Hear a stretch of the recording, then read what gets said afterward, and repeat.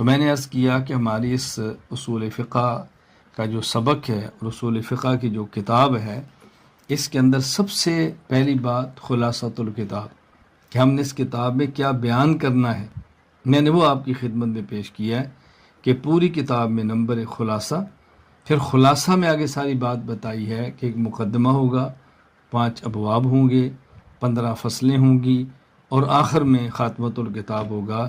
یہ ہے ہمارے پورے اس اصول فقہ کا خلاصہ۔ باقی انشاءاللہ ہم تفصیل کے ساتھ پڑھیں گے، اور جب ہماری کتاب مکمل ہوگی میں انشاءاللہ العزیز پھر آپ کو حسب سابق موقع دوں گا کہ آپ اصول فقہ کے متعلق تفصیل کے ساتھ سوالات کریں اور تفصیل کے ساتھ جوابات سماعت فرمائیں، تاکہ آپ کو اصول فقہ پر مکمل اطمینان حاصل ہو۔ اللہ تعالی ہم سب کو بات سمجھنے کی اور سمجھ کر آگے امت کو سمجھانے، امت تک پہنچانے کی توفیق عطا فرمائے۔ مقدمۃ الکتاب، یہاں پہلی بات بطور فائدہ کے ذہن نشین فرما لیں کہ اعمال کی 2 قسمیں ہیں۔ نمبر 1 باطنی اعمال، نمبر 2 ظاہری اعمال۔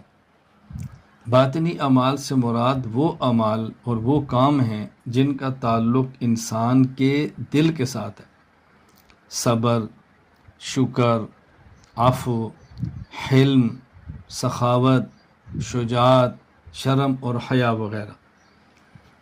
باطنی اعمال کو اخلاق کہا جاتا ہے، اور جس علم میں اس سے گفتگو کی جائے اسے طریقت اور تصوف کہا جاتا ہے۔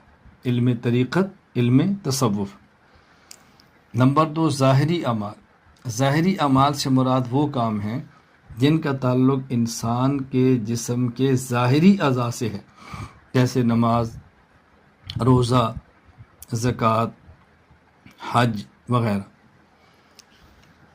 ان اعمال کو مسائل کہتے ہیں، اور جس علم میں ان اعمال سے بات کی جاتی ہے اس کو علم الفقہ کہا جاتا ہے۔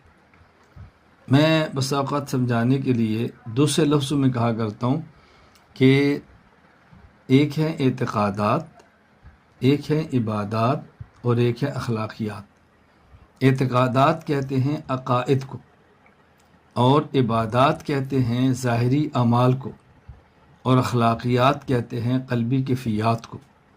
ایک ہوتا ہے عمل، ایک ہوتا ہے خلق۔ یہ خلق ہے اعمال باطنی۔ خلق کا مطلب کیا ہوتا ہے؟ خلق کہتے ہیں دل کی اس کیفیت کو جو انسان کو کسی کام پر آمادہ کرے، اور جو اس کام پر آمادہ کرتی ہے اس کام کو عمل کہا جاتا ہے۔ آپ طلباء ہیں، علماء ہیں، میری اس گفتگو بہت اچھی طرح ذہن نشین فرمائیں۔ عام طور پہ عمل اور خلق میں فرق کرنا ذرا مشکل ہوتا ہے۔ یہ عمل ہے اور یہ خلق ہے، یہ اعمال ہیں اور یہ اخلاق ہیں۔ تو میں سمجھانا چاہ رہا ہوں کہ عمل اور خلق میں فرق کیا ہوتا ہے؟ دل کی وہ کیفیت جو انسان کو اچھے یا برے عمل پر آمادہ کرے، اس کیفیت کا نام خلق ہے۔ اچھے عمل پر آمادہ کریں تو یہ خلق حسن ہے، اور اگر برے عمل پر آمادہ کریں تو یہ خلق کبیح ہے۔ کہتے ہیں اخلاق حسنہ، اخلاق سیئہ۔ اور جس عمل پر اس نے آمادہ کیا ہے، اگر وہ عمل ٹھیک ہے اس کا نام ہے عمل صالح، اگر وہ عمل غلط ہے اسے کہتے ہیں عمل سیئ، عمل فاسد۔ تو اخلاق حسنہ کا معنی وہ اچھی کیفیات ہیں جو اچھے اعمال پر انسان کو آمادہ کرے۔ اخلاق سیئہ کا معنی وہ گندی کیفیات ہیں، وہ بری کیفیات ہیں جو انسان کو برے اور گندے فعل پر آمادہ کرے۔ اور اعمال حسنہ وہ اچھے کام ہیں جو انسان ظاہر بدن سے کرتا ہے، اور اعمال فاسدہ وہ غلط کام ہے جو انسان ظاہری جسم کے اعضاء سے کرتا ہے۔ میں اس کی مثال دیتا ہوں تاکہ بات آپ کو سمجھ آئے۔ ایک ہے حیا، ایک ہے غض بصر۔ انسان کی قلبی کیفیت جو نامحرم کے سامنے آنے پر آنکھ کو جھکانے پر آمادہ کرے، اس کیفیت کا نام ہے حیا۔ اور جو ہم نے آنکھ جھکائی ہے اس آنکھ جھکانے کا نام ہے غض بصر. تو حیا الگ ہے اور غض بصر الگ ہے.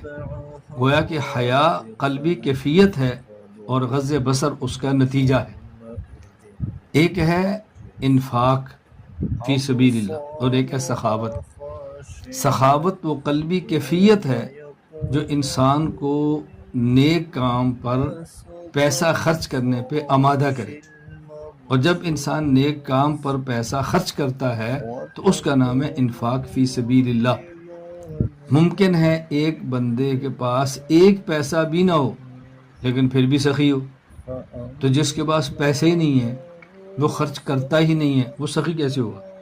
کیوں؟ سخاوت قلبی کیفیت کا نام تھا اور خرچ کرنے کا نام انفاق تھا. ایک ہے شجاعت اور ایک ہے جہاد اور قتال.